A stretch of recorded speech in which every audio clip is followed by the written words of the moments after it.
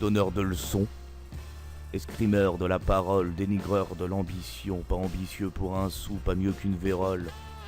Pauvre type, bon à jouer de la pipe, bon à rien.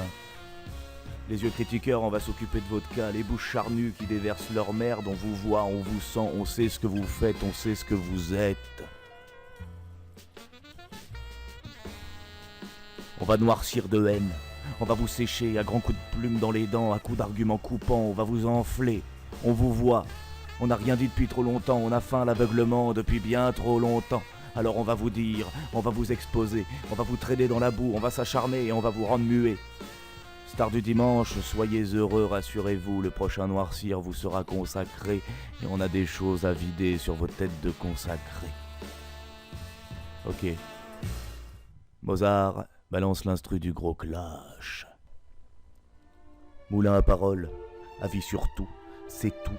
Déversoir à savoir, heureusement qu'il est là, comment on ferait sans lui, sans ce grand mal alpha qui conseille et qui sait, on serait bien dans la merde jusqu'au cou, non? Non.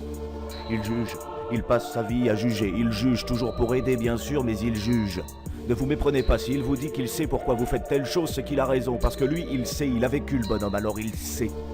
Et puis c'est qu'il en a des projets. Ah oui, oui, il en a plein, à foison, il croule sous les idées, sous les projets, sous les envies. Donneur de leçons, cracheur de merde, postillonneur de jalousie, baragouineur d'enculerie, suceur mondain, bobo en fumeur. Il écrit, si, monsieur écrit. Depuis 15 ans, monsieur gratte par-ci, par-là, qu'il dit monsieur gratte. Il gratte ses petites noisettes entre ses jambes surtout, branleur de pamplemousse. Il assomme son auditoire à coups de bientôt, je sortirai mon livre, c'est de la poésie, je suis un poète. Depuis 15 ans que ça dure, preneur d'otages, penseur de bas étage. À défaut de noircir son manuscrit de merde, il ouvre sa grande gueule béante, emplie de savoir burlesque. Ça, pour l'ouvrir, il sait l'ouvrir, il ferait mieux d'en perdre la clé, ça arrangerait tout le monde, tiens. Mais monsieur, plutôt que faire, il préfère dire. Monsieur, plutôt que d'être, il préfère détruire. Monsieur va à la piscine, il sait nager, lui, il sait très bien nager, paraît-il qu'il a même failli être recordman du 300 mètres et en piscine municipale. Monsieur fait de la musique, paraît-il que Mike Jagger lui-même le voulait dans son équipe pour jouer du triangle. Paraît-il qu'il est le meilleur solotiste de triangle d'ailleurs. Monsieur fait du tricot, paraît-il qu'il a travaillé pour Dior, histoire de leur tricoter quelques écharpes en cuir de cachalot. Monsieur est un grand réalisateur, paraît-il qu'il a aidé Monsieur Spielberg sur le tournage d'Idylle extraterrestre. Paraît-il qu'il a même joué le vélo dedans, enculeur de mouche. Chewing-gum gluant, puant, visqueux qui colle au basque. Pompeur de torse.